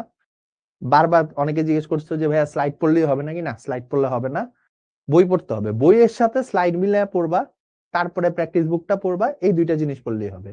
বই, প্র্যাকটিস বুক, বই, প্র্যাকটিস বুক, বই, প্র্যাকটিস বুক, বই, প্র্যাকটিস বুক, বই আর প্র্যাকটিস বুক, এই দুইটা পড়লে 100% হবে। ঠিক আছে, ক্লাস করতেছো, বই পড়ার সময় ক্লাসের স্লাইডের সাথে মিলিয়ে নিবা, ক্লাসের পড়াটা মিলিয়ে নিবা, এরপরে প্র্যাকটিস বুক পড়বা, এনাফ। এরপরে যদি অ্যাডমিশনের জন্য কিছু পড়তে চাও, এরপরে অন্য হিসাব, ওইটা নিয়ে পরে কথা বলবো। বাট একাডেমিকের জন্য বই, ক্লাস, বই, প্র্যাকটিস বুক, ক্লাস, বই, প্র্যাকটিস বুক। ঠিক আছে, আচ্ছা আসো, এইবার আসো হচ্ছে ঘাসফড়িং এর রক্ত সংবহন তন্ত্র। হ্যাঁ, সো রক্ত সংবহন তন্ত্র আমরা ফার্স্ট অধ্যায়ে আমি যখন তোমাদেরকে পড়াইছিলাম বলছিলাম যে হচ্ছে 3 ধরনের, মুক্ত, অর্ধমুক্ত আর হচ্ছে বদ্ধ। হুম, এখন যেটা করছে ওরা এই দুইটাকে মুক্তের আন্ডারে নিয়ে আসছে, বুঝছো, মুক্ত আর অর্ধমুক্তকে ওরা হচ্ছে কিসের আন্ডারে নিয়ে আসছে, মুক্ত আন্ডারে নিয়ে আসছে, আর বদ্ধ তো বদ্ধই। তাহলে ভাইয়া মুক্ত, আবার যারা পাই নাই, মুক্ত রক্ত সংবহন কি, বদ্ধ রক্ত সংবহন কি, যেসব প্রাণীতে রক্ত খালি জায়গার মধ্যে থাকে, যেমন ধরো এই যে আমার এই পানির বোতলটা, হ্যাঁ, পানির বোতলটার ভিতরে কি কিছু আছে? পুরাটাই ফাঁপা না, এবং পুরা জায়গা জুড়েই পানি আছে না? যেসব প্রাণীতে এই পানির বোতলে রক্ত, ধরো এটা একটা প্রাণী আর এর ভিতরে কি রক্ত, রক্ত কি এখানে কি কোনো কিছুর ভিতরে আছে, কোনো নালীর মধ্যে আছে? নাই। রক্ত কি এখানে খালি একটা জায়গার মধ্যে আছে। এ ধরনের রক্ত সংবহনকে বলে হচ্ছে মুক্ত সংবহন। এ ধরনের রক্ত সংবহনকে কি বলে? মুক্ত সংবহন। রক্ত কোথায় অবস্থান করে? রক্ত সর্বদা গহ্বরে বা খালি জায়গাতে অবস্থান করে। ঠিক আছে? উদাহরণ কি? Mollusca, arthropoda. উদাহরণ কি? মলাস্কা। মলাস্কাদের নরমালি অর্ধমুক্ত, বাট এখানে যেহেতু মুক্তই বলছে আমরা মুক্তই বলছি, হ্যাঁ। আর্থ্রোপোডা তার মানে ঘাস ফড়িং এর রক্ত সংবহন কি? মুক্ত ধরনের। বদ্ধ কি? রক্ত নালীতে অবস্থান করে। কিসে অবস্থান করে? নালীতে অবস্থান করে। যেমন আমাদের আমাদের রক্ত কি হয়? হয় তোমার হৃৎপিণ্ডে থাকে, নাইলে তোমার কিসের মধ্যে থাকে? হয় তোমার হৃৎপিণ্ডে থাকতেছে, না হলে তোমার রক্তনালী, শিরা, ধমনী, কৈশিক জালিকা এগুলোর মধ্যে থাকতেছে, তাই না? আমাদের রক্ত কি কখনো এরকম কোনো খালি জায়গাতে আসতেছে? আসতেছে না। রক্ত কি এই যে দেখো এখানে, রক্ত কি হয় হৃৎপিণ্ডে, নাইলে শিরা, ধমনী, কৈশিক জালিকাতে থাকতেছে। ঠিক আছে? এই ধরনের সংবহনকে বলে বদ্ধ সংবহন। যেমন উদাহরণ কি? অ্যানিলিডা। অ্যানিলিডা মানে হচ্ছে ওই যে জোক, কেঁচো, তারপরে হচ্ছে করডাটা। ঠিক আছে? এরা হচ্ছে সব কি?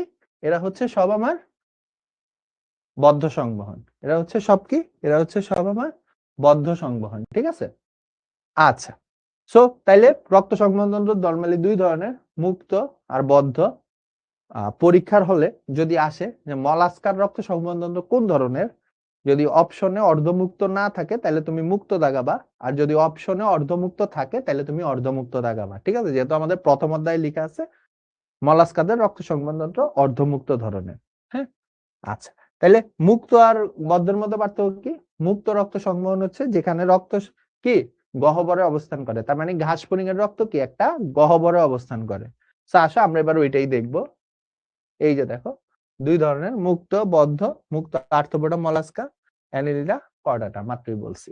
আচ্ছা, মুক্ত আর বদ্ধের মধ্যে পার্থক্য কি? এটা তো বললামই যে মুক্তে রক্ত হচ্ছে গহ্বরে অবস্থান করে, আর বদ্ধে হচ্ছে রক্ত কি নালীর মধ্যে অবস্থান করে। মুক্ত সংবহনের ক্ষেত্রে হচ্ছে শিরা ধমনী থাকে না, বদ্ধ সংবহনের ক্ষেত্রে কি শিরা ধমনী থাকে।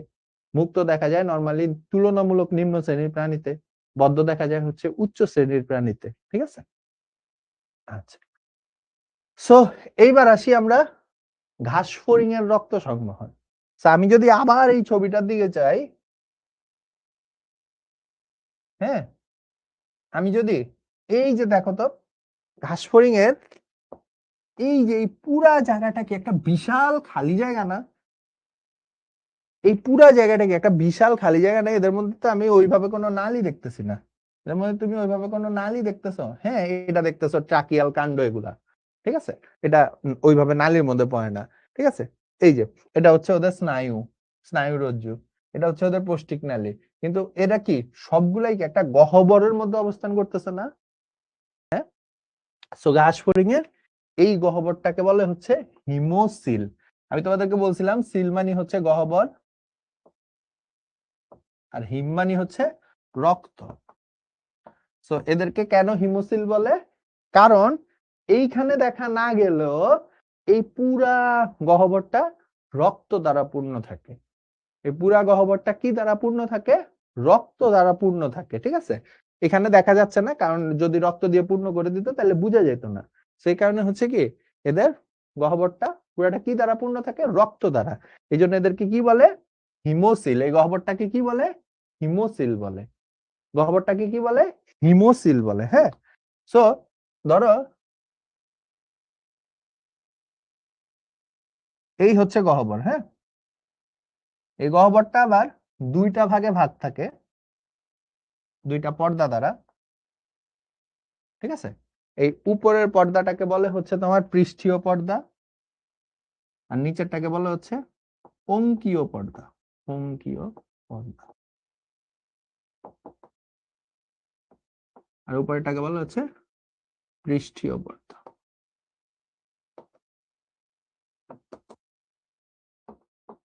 ঠিক আছে, উপরেরটাকে বলে পৃষ্ঠীয় পর্দা, নিচেরটাকে বলে অঙ্কীয় পর্দা। হ্যাঁ, সো এই যে এই দুইটা পর্দা ঘাস ফড়িং এর দেহটাকে 3 ভাগে ভাগ করছে।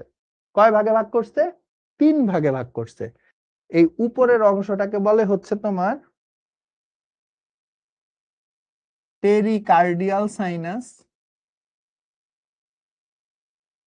কারণ এখানে হচ্ছে ঘাস ফড়িং এর হৃৎপিণ্ড থাকে, এটাকে বলা হচ্ছে পেরিকার্ডিয়াল সাইনাস। মাঝখানেরটাকে বলা হচ্ছে পেরিভিসেরাল সাইনাস।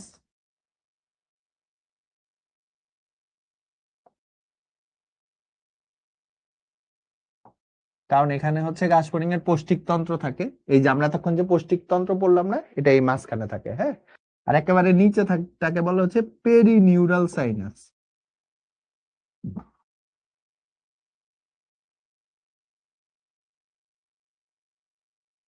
সাইনাস মানেও গহ্বর, বুঝছো? সাইনাস মানেও গহ্বর। আমি যদি আবার একটু ছবিটা দেখাই, তাহলে এই যে আমি যদি একটু এইভাবে দেখি, হ্যাঁ, উপরের থেকে দেখি, তাহলে এই যে নিচে হলুদটা দেখতেছো না? দেখতেছো না কি? আমার মনে হয় না। এই যে নিচে হলুদ এগুলা দেখছো না? এগুলাই ওদের স্নায়ুরজ্জু। এই অংশটাকেই বলে হচ্ছে পেরিনিউরাল সাইনাস। এই যে মাঝখানে যে লাল অংশটা না, এটাকে বলে হচ্ছে পেরি ভিসেরাল সাইনাস। এখানে সব কি থাকে? পৌষ্টিকতন্ত্র থাকে। আর এই যে উপরে লাল কালার, এটাই হচ্ছে ঘাস ফড়িং এর হৃৎপিণ্ড। এই যে লাল কালার এটা দেখতেছো না উপরে আমার ভাইয়ের হাতের সাথে, এটাই হচ্ছে পেরিকার্ডিয়াল সাইনাস। এটারই কি বলে? Pericardial sinus. তো এই যে ঘাস ফড়িং এর 3টা সাইনাস, নিচেরটাকে বলে পেরিনিউরাল সাইনাস, কারণ এই যে এখানে এই যে হলুদ কালারের দেখো, হ্যাঁ, এটাকে এগুলা স্নায়ুরজ্জু। মাঝখানে থাকতেছে হচ্ছে আমার কি ওদের পৌষ্টিকতন্ত্র, পেরিভিসেরাল সাইনাস বলে। আর উপরে থাকতেছে হচ্ছে ওদের হৃৎপিণ্ড, এই জন্য পেরিকার্ডিয়াল সাইনাস বলে। আচ্ছা, তাহলে এখন তোমরা বলতে পারো যে ভাইয়া পেরিনিউরাল, আচ্ছা মস্তিষ্ক রিলেটেড স্নায়ু রিলেটেড জিনিসপত্রকে নিউরন বলে, সো এখান থেকে নিউরাল আসছে, নিউরন না নিউরাল বলে, পেরিনিউরাল। পেরিকার্ডিয়াল সাইনাস আসছে যে ঘাস ফড়িং এর যে হৃৎপিণ্ড বা হৃৎপিণ্ড রিলেটেড সবকিছুকে কার্ডিয়াক বলে। ঠিক আছে, যেমন হৃৎপিণ্ডের ডাক্তারদেরকে কার্ডিওলজিস্ট বলে। হ্যাঁ, সো পেরিকার্ডিয়াল সাইনাস। ভাইয়া পেরিভিসেরাল সাইনাস মানে কি? ভিসেরাল সাইনাস আসছে হচ্ছে ভিসেরা থেকে, বুঝছো? ভিসেরা, ভিসেরা মানে হচ্ছে নরম অঙ্গ। নরম অঙ্গ, নরম অঙ্গ মানে হচ্ছে এই যে আমাদের পেটের ভিতরে যে অঙ্গগুলা থাকে নরমালি, এখানেও থাকে, বাট পেটের ভিতরে যে অঙ্গগুলা থাকে, যেমন কি যকৃৎ, ফুসফুস, ফুসফুস তো পেটে থাকে না, পাকস্থলী, যকৃৎ, অগ্নাশয়, বৃক্ক, এগুলা সবগুলাকে বলা হচ্ছে ভিসেরা। আমরা মেডিকেল ভাষায় এদেরকে কি বলি? ভিসেরা। সেখানেও কি ওই যে গিজার্ড আছে, ক্রপ আছে, মেসেন্টেরন আছে, রেকটাম, ইলিয়াম, ওগুলা ছিল না সব? এই জন্য এই মাঝখানের অংশটাকে বলা হচ্ছে পেরি ভিসেরাল সাইনাস। মাঝখানের অংশটারে কি বলে? Peri visceral sinus. ওকে, তো মানে জীবনে এমন একটা পর্যায়ে চলে আসছো যে এখন হচ্ছে ঘাস ফড়িং এর জিনিসপত্র পড়া লাগতেছে ভাই। তাও হাইড্রা ছোট ছিল, 2 ক্লাস লাগছে মনে হয়। ঘাস ফড়িং বড় টপিক অনেক, বুঝছো? ঘাস ফড়িং এর জিনিসপত্র পড়া লাগতেছে। ঠিক আছে, জীবনে এখন এই পর্যায়ে চলে আসছো যে হচ্ছে ঘাস ফড়িং এর জিনিসপত্র পড়া লাগতেছে। তো খুবই বিরক্তিকর আমি জানি, যদিও জুলজি পড়তে একটু ভালোই লাগে, আর তারপরেও ঘাস ফড়িং এর জিনিসপত্র পড়া লাগতেছে, এই টপিকটা বিরক্তিকর। আমার যখন বিরক্ত লাগে তখন আমি গাড়ি চালাই। তোমাদের বিরক্ত লাগলে তো তোমরা গাড়ি চালাইতে পারবা না। তোমরা ভাবতে পারো যে ভাইয়া অনেক টাকা, ভাইয়া গাড়ি চালায়। না ভাই, আমি ইন্টারনেটে গাড়ি চালাই।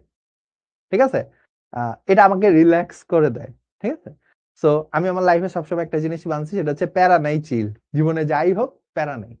হ্যাঁ, সো তোমাদেরকেও আমি বলি তোমরাও কিভাবে গাড়ি চালাইতে পারো। আমি ঘুরতেছিলাম ওই দিন অনলাইনে, কোনো একটা কারণে ইনস্টাগ্রাম স্ক্রল করতেছিলাম, তো ওইখানে আমি হচ্ছে একটা খুব সুন্দর ওয়েবসাইট পাইছি। হ্যাঁ, নাম হচ্ছে ড্রাইভ অ্যান্ড লিসেন, বুঝছো? এখানে কি হয় জানো তুমি? এই আচ্ছা, ওয়েবসাইটটার নাম হচ্ছে ড্রাইভ লিসেন। তুমি নেটে গিয়ে ড্রাইভ অ্যান্ড লিসেন লিখে সার্চ দিলে পেয়ে যাবা। ধরো তুমি হচ্ছে গ্রিনল্যান্ড যাইতে চাও, হুম, তো তুমি হচ্ছে জাস্ট টিপ দিবা, এখানে তোমাকে হচ্ছে লাইভ ভিউ দেখাবে, বুঝছো? ব্যাপারটা খুবই স্যাটিসফাই, ব্যাপারটা খুবই স্যাটিসফাই। ঠিক আছে, আমাদের নেটের অবস্থা খুবই খারাপ, আমি জানি না কেন। ওকে, মনে করো আমি অন্য কোথাও দিলাম, ধরো ঘুরতেছো, হ্যাঁ, সিটি হপ। তো এই এই ওয়েবসাইটটা একটু এক্সপ্লোর করো, হ্যাঁ, খুব ভালো লাগবে। এই ওয়েবসাইটটা একটু এক্সপ্লোর করো, খুবই ভালো লাগবে তোমাদের। এ, ঢুকে হচ্ছে অনেক কিছু দেখতে পারবা। আচ্ছা, এটা লোড হইতে থাকবে, আমরা আবার একটু পড়ানোর মধ্যে চলে যাই। হ্যাঁ, ওয়েবসাইটটার নাম হচ্ছে ড্রাইভ এন্ড লিসেন। জাস্ট নেটে ড্রাইভ এন্ড লিসেন লিখে সার্চ দিলে হচ্ছে যে ফার্স্ট ওয়েবসাইটটা আসবে ওইটাই। হ্যাঁ, দেখাবো নি আমি, সমস্যা নাই। সো আমরা আবার একটু পড়াশোনায় ব্যাক করি। সো এই যে হিমোসিল, তিনটা অংশ, তিনটা ভাগে বিভক্ত থাকে। এই যে এই পুরাটা হচ্ছে হিমোসিল, তিনটা ভাগে বিভক্ত আছে। কি কি? পেরিকার্ডিয়াল, হৃৎপিণ্ড থাকে, পেরিভিসেরাল, পৌষ্টিক নালী থাকে, পেরিনিউরাল, স্নায়ুরজ্জু থাকে। ঠিক আছে, আচ্ছা। তো এইবার এরপরে চলে আসো যে হচ্ছে ঘাসফড়িং এর রক্তে। এরপরে চলে আসো কোথায়? ঘাসফড়িং এর রক্ত। ঘাসফড়িং এর রক্তকে বলা হয় হিমোলিম্ফ। হিমোলিম্ফ মানে কি? হিম মানে রক্ত, হিম মানে রক্ত ভাই তোমাদের বলছি, আর লিম্ফ মানে লসিকা। তো আমাদের দেহে যেটা হয় যে আমাদের রক্ত আর লসিকা, লসিকা দেখতে অনেকটা রক্তের মতোই, বাট এদের কাজ হচ্ছে ভিন্ন ভিন্ন।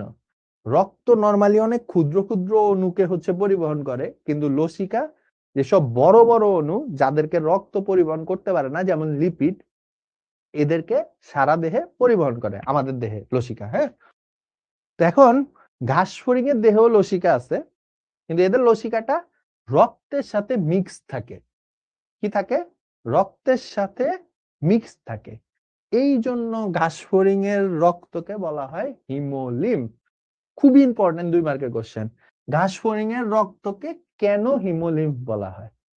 ঘাসফড়িং এর রক্তকে কেন হিমোলিম্ফ বলা হয়? কারণ ঘাসফড়িং এর রক্ত ও লসিকা একত্রে মিশ্রিত অবস্থায় থাকে। লসিকাকে ইংলিশে বলা হচ্ছে লিম্ফ। ঠিক আছে, ঘাসফড়িং এর রক্ত ও লসিকা একত্রে মিশ্রিত অবস্থায় থাকে বলে একে হচ্ছে কি বলা হয়? হিমোলিম্ফ। ঠিক আছে, আচ্ছা। তাহলে এটা যদি পরীক্ষা আসে পারবা না যে ঘাসফড়িং এর রক্তকে কেন হিমোলিম্ফ বলা হয়? কারণ ঘাসফড়িং এর রক্ত ও লসিকা একত্রে মিশ্রিত অবস্থায় থাকে। এখন এই যে ঘাসফড়িং এর যে হিমোলিম্ফ, এর 70% হচ্ছে পানি। ঘাসফড়িং এর হিমোলিম্ফের কত পার্সেন্ট পানি? 70%। আমাদের রক্তের যেমন দুইটা অংশ ছিল, মনে আছে নাকি? রক্তরস আর রক্তকণিকা। সো ঘাসফড়িং এর ক্ষেত্রেও কি এদেরও দুইটা অংশ থাকে। একটা হচ্ছে হিমোলিম্ফ রস বা প্লাজমা, আমি লিখি ঘাসফড়িং এর হিমোলিম্ফের দুইটা অংশ,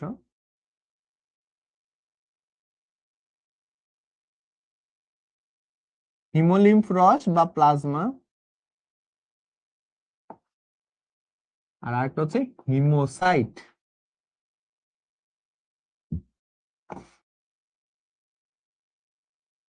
ঠিক আছে, সো এই যে ঘাসফড়িং এর হিমোলিম্ফ রস বা প্লাজমা, এইটা আমাদের প্লাজমার মতো না। আমাদের রক্তরস অনেক কাজ করে, বাট এদের রক্তরস আসলে অত বেশি কাজ করে না।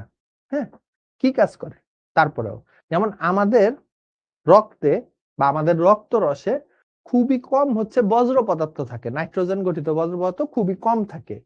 কিন্তু এদের প্লাজমাতে অত্যাধিক পরিমাণে নাইট্রোজেন গঠিত বজ্র পদার্থ থাকে, অত্যাধিক নাইট্রোজেন গঠিত বজ্র।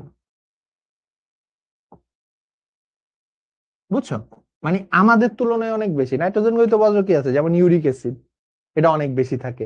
ঠিক আছে, ওদের প্লাজমাতে ইউরিক অ্যাসিডটা অনেক বেশি থাকে। তারপরে এরা শর্করা হিসেবে ট্রেহালোস, আমাদের রক্ত রসে যেমন শর্করা হিসেবে থাকে হচ্ছে তোমার গ্লুকোজ, কিন্তু ওদের রক্ত রসে শর্করা হিসেবে থাকে যেটা, ওইটাও একটা বিশেষ টাইপের কার্বোহাইড্রেট, যার নাম হচ্ছে ট্রেহালোজ।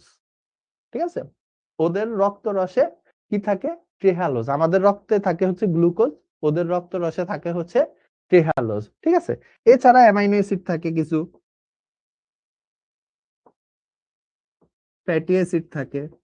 হুম, তারপরে তারপরে এরা হচ্ছে কিছু কার্বন ডাই অক্সাইডও পরিবহন করতে পারে, কার্বন ডাই অক্সাইড পরিবহন। ঠিক আছে, আর ঘাস ফড়িং এর যে হিমোসাইট, হিম মানে রক্ত, সাইট মানে কোষ, তো ঘাস ফড়িং এর রক্তের কোষগুলাকে বলে হিমোসাইট। তো ঘাস ফড়িং এর দেহে প্রতি ঘনমিল লিটার রক্তে 15 থেকে 60,000 হিমোসাইট থাকে। ঘাস ফড়িং এর দেহে প্রতি ঘনমিলি লিটার রক্তে 15 থেকে 60,000 হিমোসাইট থাকে। খুবই ইম্পর্টেন্ট ইনফরমেশন। হ্যাঁ, তো ঘাস ফড়িং এর রক্তে 3 ধরনের হিমোসাইট থাকে। কয় ধরনের? 3 ধরনের। কি? প্রো হিমোসাইট,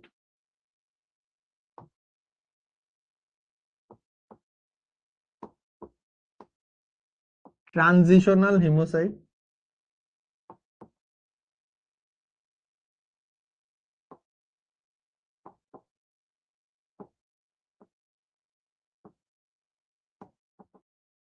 আর হচ্ছে বড় হিমোসাইট। ঠিক আছে, তো ঘাস ফড়িং এর রক্তে 3 ধরনের হিমোসাইট থাকে। আচ্ছা, এদের হিমোসাইটে কোন রঞ্জক পদার্থ, আমাদের হিমোসাইটে যেমন আমাদের রক্তে যেমন হিমোগ্লোবিন থাকে দেখে আমাদের রক্তের রং লাল, হ্যাঁ, এদের কিন্তু হিমোসাইটে কোনো রঞ্জক পদার্থ থাকে না, সেই কারণে এদের রক্তের রং হচ্ছে সাদা। এই কারণে ঘাস ফড়িং এর রক্তের রং কি? সাদা। সো এদের কয় ধরনের হিমোসাইট থাকে? 3 ধরনের, প্রো হিমোসাইট, ট্রানজিশনাল হিমোসাইট, বড় haemocyte. Pro haemocyte, transitional haemocyte এবং বড় হিমোসাইট। ঠিক আছে, সো প্রো হিমোসাইট থাকে হচ্ছে ওদের টোটাল রক্তকণিকার 23%, এটা থাকে হচ্ছে 68%, আর বড় হিমোসাইট থাকে হচ্ছে 9%। সো ঘাস ফড়িং এর রক্তের 23% হচ্ছে প্রো হিমোসাইট, 68% হচ্ছে ট্রানজিশনাল হিমোসাইট এবং 9% হচ্ছে বড় হিমোসাইট। ঠিক আছে, এরপরে হচ্ছে যে যে এই যে ঘাস ফড়িং এর যে রক্ত থাকে, হ্যাঁ, এই রক্ত কণিকা গুলা এরা কি কাজ করে? আমাদের রক্ত কণিকা যেমন অক্সিজেন পরিবহন করে, এদের রক্ত কণিকা অক্সিজেন পরিবহন করতে পারে না। এদের রক্ত কণিকা কি অক্সিজেন পরিবহন করতে পারে না। তাহলে কি পারে? এরা হচ্ছে জীবাণু ধ্বংস করতে পারে।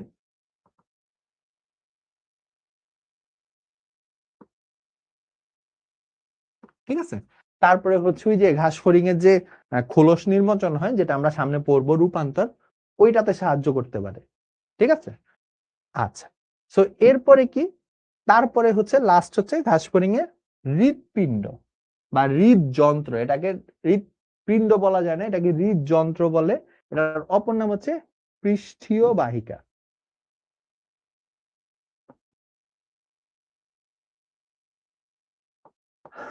ঠিক আছে, তো তোমরা কি জানো যে মাছের হৃৎপিণ্ড কয় প্রকোষ্ঠ বিশিষ্ট? 2 প্রকোষ্ঠ বিশিষ্ট। তারপরে যে উভচর 3 প্রকোষ্ঠ বিশিষ্ট। সরীসৃপ অসম্পূর্ণভাবে 3 বা 3.5 প্রকোষ্ঠ বিশিষ্ট। পাখি স্তন্যপায়ী কত প্রকোষ্ঠ? 4 প্রকোষ্ঠ বিশিষ্ট। তো যত উপরের দিকে উঠে, মানে যত প্রকোষ্ঠ বাড়ে তত উন্নত প্রাণী। ঘাস ফড়িং এর হৃৎপিণ্ড, আমি যদি তোমাদের ছবিটা দেখাই, যদি আবার আগের ছবিতে ব্যাক যায়, আরে মাশাআল্লাহ ভাই, তোরা নিজে একটু দেখে নিস, আমাদের নেটের অবস্থা খুবই খারাপ। ঠিক আছে, এই যে এই যে লাল কালারের এটা,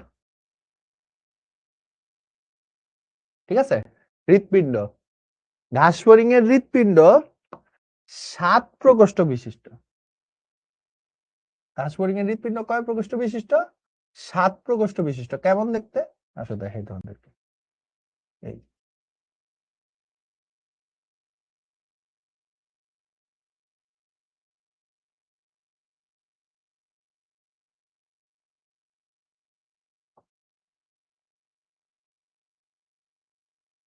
ঠিক আছে, এইরকম কয়টা প্রকোষ্ঠ হইলো? 7টা।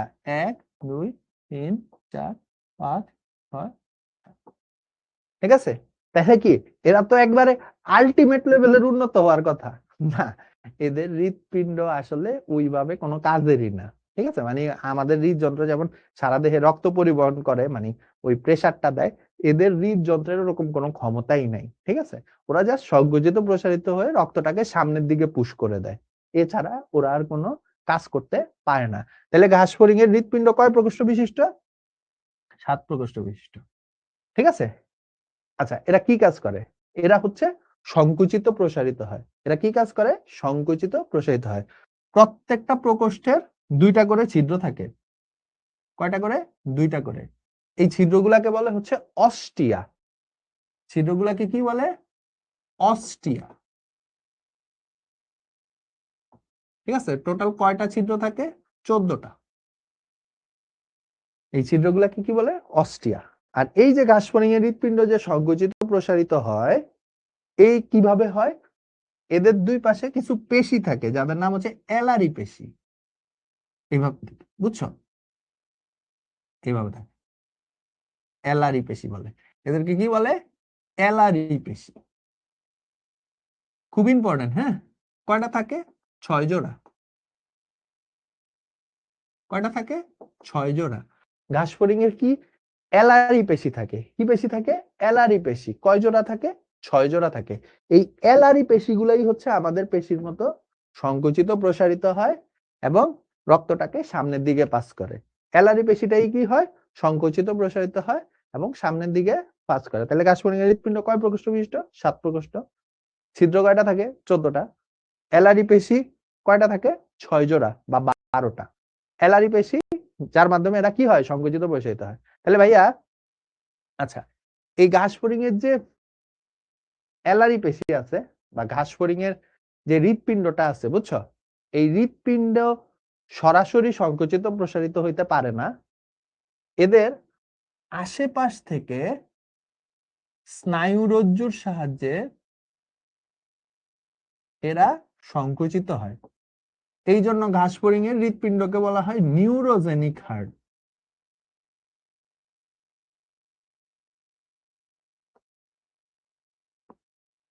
আচ্ছা, এটা হয়তো অনেকেই বুঝো নাই, আমি বুঝা দিই। তো ধরো এই হচ্ছে আমাদের হৃৎপিণ্ড, হ্যাঁ। এখন এই যে হলুদ কালার এটা দেখতেছো না, এটা হচ্ছে পেসমেকার। আমরা যখন রক্ত পড়বো তখন এটা ভালো মতো পড়বো। এই পেসমেকার করে কি? এই এটাকে সংকুচিত প্রসারিত করে, সংকুচিত প্রসারিত, সংকুচিত প্রসারিত, সংকুচিত প্রসারিত, সংকুচিত প্রসারিত। এখন এই ধরো ঘাসফড়িং এর হৃৎপিণ্ড, এর মধ্যে কোনো পেসমেকার নাই, বাট এর কি সংকুচিত প্রসারিত হইতে হবে।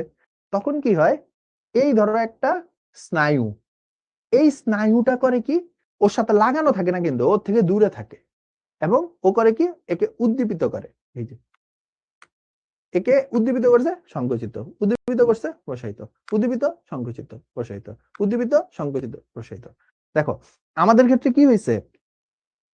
একসাথে লেগেছিল, কিন্তু ঘাসফড়িং এর ক্ষেত্রে সংকোচন প্রসারণের ক্ষেত্রে একসাথে লেগে থাকে না, পাশ থেকে হচ্ছে স্নায়ুরজ্জুটা হচ্ছে ওদেরকে সংকুচিত প্রসারিত করে। ঠিক আছে, সো এই কারণে হচ্ছে কি বলে? এদেরকে নিউরোজেনিক হার্ট বলে।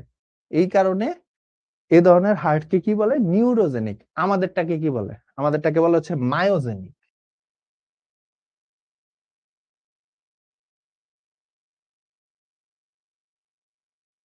আমাদেরটাকে কি বলে? মায়োজেনিক হার্ট, হ্যাঁ। আর ঘাসফড়িং এরটাকে বলে হচ্ছে নিউরোজেনিক হার্ট। তো এবার পরীক্ষায় যেটা আসবে যে ভাইয়া, এই যে ঘাসফড়িং এর যে হৃৎপিণ্ডটা বা ঘাসফড়িং এর রক্ত কিভাবে সংবহন হয়? খুবই ইজি, দেখো। সো ধরো এই হচ্ছে ঘাসফড়িং এর ব্রেন, হ্যাঁ। সেই ব্রেনটা হচ্ছে এই যে এই পাশে স্নায়ুরজ্জুর সাথে কানেক্টেড, হ্যাঁ। সো কি হয়? প্রথমে রক্ত, হ্যাঁ, এই যে ঘাসফড়িং এর মস্তক, ব্রেন, হ্যাঁ, এই যে ঘাসফড়িং এর ব্রেইন থেকে পেরিনিউরাল সাইনাসে আসে। কোথায় আসে? পেরিনিউরাল সাইনাসে আসে। এই ব্রেইন থেকে পেরিনিউরাল সাইনাসে আসছে। পেরিনিউরাল সাইনাস থেকে ও চলে যায় হচ্ছে পেরিভিসেরাল সাইনাসে, রক্ত। ফার্স্টে কোথায় থাকে? ফার্স্টে কোথায় থাকে? মস্তকে। মস্তক থেকে যায় কোথায়? পেরিনিউরাল সাইনাসে। ওইখান থেকে চলে যায় কোথায়? পেরিভিসেরাল সাইনাসে। পেরিভিসেরাল সাইনাস থেকে কোথায় চলে যায়? পেরিকার্ডিয়াল সাইনাসে। পেরিভিসেরাল সাইনাস থেকে ও কোথায় চলে যায়? এই যে পেরিকার্ডিয়াল সাইনাসে, যেখানে সে কার কাছে যায়? হৃৎপিণ্ডের কাছে যায়। এরপরে হৃৎপিণ্ড করে কি? অ্যালারি পেশির সাহায্যে রক্তটাকে সামনের দিকে পাস করতে করতে করতে করতে আবার হচ্ছে মস্তকের কাছে নিয়ে আসে। তাহলে কি হচ্ছে? Brain, perineural sinus, perivisceral sinus, pericardial sinus, হৃৎপিণ্ড থেকে সামনে আসতে আসতে আবার কোথায় এসে শেষ হয়েছে? ব্রেইনে এসে শেষ হয়েছে। তাইলে আমি যদি একটু লিখি, তাইলে কোথা থেকে? মস্তরিয়া, বলে বাবা।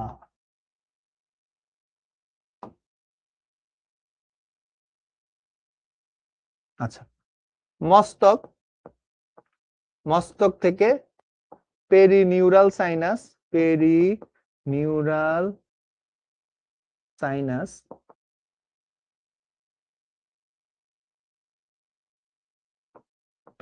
তারপরে পেরিনিউরাল সাইনাস থেকে ভিসেরাল সাইনাস, ওইখান থেকে কি? পেরিকার্ডিয়াল সাইনাস, ওইখান থেকে কি?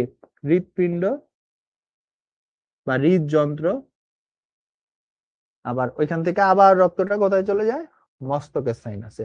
ওইখান থেকে আবার রক্তটা কোথায় চলে যায়? মস্তকের সাইনাসে। ঘাসফড়িং এর হৃৎপিণ্ড। আচ্ছা, এই টোটাল প্রসেসটা হইতে কতক্ষণ সময় লাগে? 30 থেকে 60 মিনিট। এই টোটাল প্রসেসটা হইতে কতক্ষণ সময় লাগে?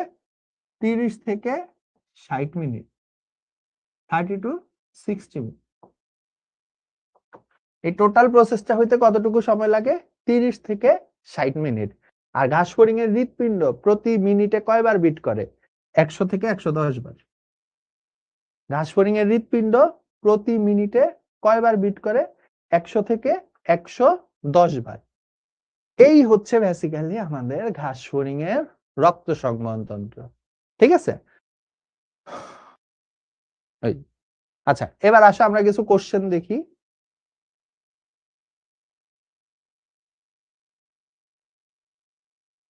বলো, ঘাসফড়িং এর পৌষ্টিকতন্ত্রের মেসেন্টেরনের অন্তঃপ্রাচীর কি দ্বারা গঠিত? পড়াইছি, বলো, কমেন্ট অন করে দিছি। পেরিট্রপিক পর্দা, কাইটিন, ব্রাশ বর্ডার, প্যাপিলা। ভাইয়া মেডিকেলে কিভাবে ফার্স্ট হবো? পড়তে থাকো একেবারে, মানে পড়ে সব ফাটায় ফেলো, তাইলেই ফার্স্ট হতে পারবা। বাদ দিবা না কিছু।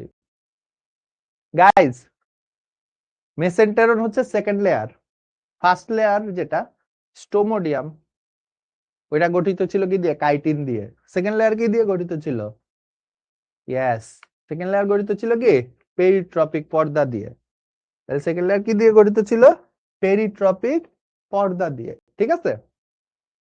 আর থার্ড লেয়ার প্রক্টোরিয়াম, ওইটা গঠিত ছিল কি দিয়ে? কিউটিকল দিয়ে, তাই না? আচ্ছা, এরপরে আসো। ও বাবা, যেই ছবি উদ্দীপকের এই চিহ্নিত অংশের নাম কি? পেরিমাইসিয়াম, অ্যালারি পেশি, এপিমাইসিয়াম, সার্কোলেমা।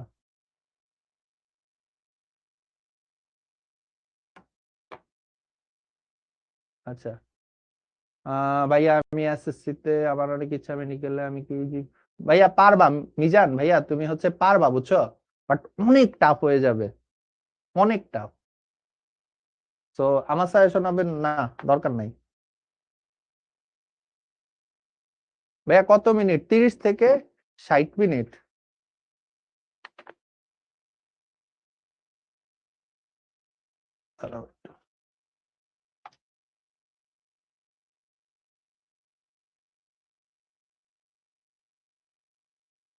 গুরুত্বপূর্ণ টপিক বলে দিব আজকে যেটা পড়াইছি এর মধ্যে রক্ত সংবহনটা ইম্পর্টেন্ট। আচ্ছা, এখানে অ্যান্সার হচ্ছে অ্যালারি পেশি, বাট বোঝা যাচ্ছিল না এভাবে। যারা পারছো ভেরি গুড। আচ্ছা, এবার বুঝতেছো অ্যালারি পেশি বলছে এটার অংশ উদ্দীপকের চিহ্নিত অংশটি রক্ত সংবহনে ভূমিকা রাখে, অস্টিয়াস সংকোচন প্রসারণে সাহায্য করে, পেরিভিসারাল সাইনাসে অবস্থান করে। বলো কোনটা? আজকে যা পড়ছি এর মধ্যে রক্ত সংবহন তন্ত্রটা 100% ইম্পর্টেন্ট। পাশে 7 স্টার দিয়ে রাখো, রক্ত সংবহন তন্ত্র, এটা সিকিউতে আসে। বলো। রক্ত সংবহনে ভূমিকা রাখে, ইয়েস অ্যালারি পেশি রাখে। অস্টিয়াস সংকোচন প্রসারণ, হ্যাঁ অস্টিয়াস সংকোচন প্রসারণে সাহায্য করে।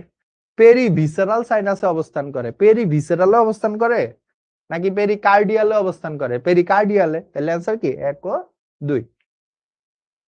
ওকে। ও বাবা, আজকে কি শ্বসনতন্ত্র ছিল? Shit. এই শ্বসনতন্ত্র নেক্সট ক্লাসে পড়াবো, শ্বসনতন্ত্র নেক্সট ক্লাসে পড়াবো। সো দেখো, এই যে আজকে আমরা যে শ্বসনতন্ত্র আমরা নেক্সট ক্লাসে পড়বো, হ্যাঁ। এই যে আমরা যে হচ্ছে ঘাসফড়িং এর অঙ্গগুলা পড়ছি, এই সব কিছু হচ্ছে এখানে একটা ছোট্ট হচ্ছে, ছবিটা অনেক সুন্দর হয়েছে না? এটা এআই দিয়ে বানাইছি, বুঝছো? এইখানে একটু লেখা আছে সব ইয়ে করে, একটা স্ক্রিনশট নিয়ে নাও। ভাইয়া যারা এসএসসি তে 4 এর নিচে পাইছো, তোমাদের জন্য মেডিকেল মানে খুবই টাফ, অনেক মার্কেটে নিয়ে যাবে। সো অন্য কিছুতে ট্রাই করো। আর যারা 4 এর উপরে পাইছো ওরা চোখ বন্ধ করে পরীক্ষা দাও, ইন্টার এসএসসি তে এইচএসসি তে প্লাস নাও। দাগানো বই, হ্যাঁ হ্যাঁ দেখতেছি, দাঁড়াও, দাগানো বইটা দরকার তোমাদের, বুঝতেছি। আচ্ছা, এই আরেকটা দেখো, এটাও এআই দিয়ে বানাইছি, জোস হইছে না? একটা স্ক্রিনশট নিয়ে নাও, এখানে সব ইনফরমেশন একসাথে আছে, বুঝছো? হয়তো বা স্ক্রিনশট নিলে ভালো মতো বুঝবা না, আমি ওই যে তোমাদের যে ফেসবুক গ্রুপ আছে ওইখানে হচ্ছে এই 2টা ছবি দিয়ে দিব, ঠিক আছে? এই 2টা ছবি দিয়ে দিব, তোমরা হচ্ছে পরে বইয়ের মধ্যে রেখে দিও, মানে ইয়ের মধ্যে রেখে দিও, মোবাইলের মধ্যে। পরে যখন রিক্যাপ করা লাগবে কোনো কিছু, জাস্ট এটা পড়লে হবে। রাব্বি বলছে আমার এসএসসি তে এত আসছে, আমার মেডিকেল, ভাইয়া মেডিকেলে আসবে কি ওটা ভালো পরীক্ষার উপর ডিপেন্ড করে। ওকে, সো আজকের ইম্পর্টেন্ট কোশ্চেন গুলোর একটা স্ক্রিনশট নিয়ে নাও। ওয়েবসাইটের নাম হচ্ছে drive and listen, drive and listen. Screenshot নাও এখানে একটা, বা ইয়েতে অ্যান্ড্রয়েড পিডিএফ তো পাবাই। আচ্ছা, হোমওয়ার্ক হচ্ছে এইটা, অ্যালারি পেশির ছবি দেওয়া, বলছে এই অংশ যে সংবহনতন্ত্রের অংশ তা বর্ণনা করো। কোনটার অংশ? রক্ত সংবহনতন্ত্র, রক্ত সংবহনের বর্ণনা চাইছে। এক্স দ্বারা যে সংবহনতন্ত্র বোঝানো হয়েছে তা ব্যাখ্যা করো। রক্ত সংবহনতন্ত্র বোঝানো হয়েছে, ও আচ্ছা, বলছে এ অংশ যে সংবহনতন্ত্রের যে অংশ, মানে এখানে তোমার হৃৎপিণ্ড সম্পর্কে জানতে চাইছে, আর এখানে হচ্ছে রক্ত সংবহনতন্ত্র সম্পর্কে জানতে চাইছে। হ্যাঁ হ্যাঁ হ্যাঁ, সব ইম্পর্টেন্ট টপিক বলে দিব, সমস্যা নেই। আমরা আজকের ক্লাস শেষ করতেছি আমার ইয়ে দিয়ে, প্যারা নাই, চিল। এটা আসলে এআই রে বলছিলাম একটা ঝাঁকানাকা আমার ছবি দিয়ে একটা ঝাঁকানাকা ছবি বানায় দাও, হ্যাঁ। ও করছে, ও করছে কি আমার জিমি ভাই বানায় দিছে, এটা দেখতে পুরো জিমি ভাইয়ের মতো লাগতেছে না? আচ্ছা শুনো, ফার্স্ট কোয়ার্টারে ওই যে আমি যে বলছিলাম গিফট দিব, ওই যে ফার্স্ট চ্যাপ্টারে আমি 3 জনের নামও নিছিলাম ক্লাসের মধ্যে যারা গিফট পাবে। তোমরা কেউ আমার মেসেজ দাও নাই কোনো একটা কারণে, সো যারা দেও নাই ওরা আজকে আবার স্ক্রিনশট সহ মেসেজটা দিও, আমার মেসেঞ্জারে তো অ্যাড আছে আমার সাথে, ওখানে দিও, আমি হচ্ছে গিফট পাঠিয়ে দিব, সমস্যা নেই। হ্যাঁ, জুতার দুই, এই আমি বলছিলাম একটা ডিস্টিং ছবি তুলে দিতে, হ্যাঁ ও বেশি ডিস্টিং ছবি তুলে দিছে ভাই, ঠিক আছে? মানে এআই বানায় দিছে ছবি এগুলা। আচ্ছা, এটাই তো ব্রো, সোয়াগ বুঝতে হবে তাই না? সোয়াগ বুঝতে হবে না, সবাই কি আর হচ্ছে সিরিয়াস থাকলে হবে? কেউ সিরিয়াস থাকবে, কেউ হচ্ছে চিল করবে, তাই না? ইয়ো, প্যারা নাই, চিল, ঠিক আছে? কোনো প্যারা নাই, আবার দেখা হবে ইনশাল্লাহ নেক্সট ক্লাসে। তাইলে আজকের মতো এইটুকুই। আসসালামু আলাইকুম। আর ফেসবুক গ্রুপে অনেক কথা হবে, হ্যাঁ। আল্লাহ হাফেজ।